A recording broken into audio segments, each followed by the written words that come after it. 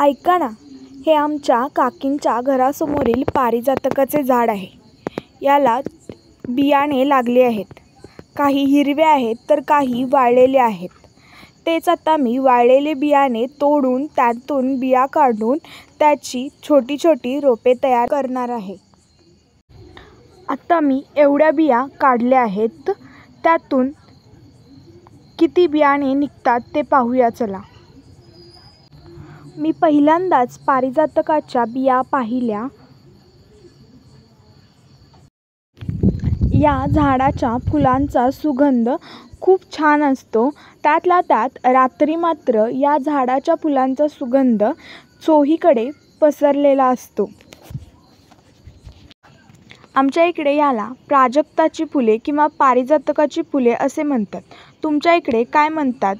Comment बॉक्समध्ये नक्की कळवा.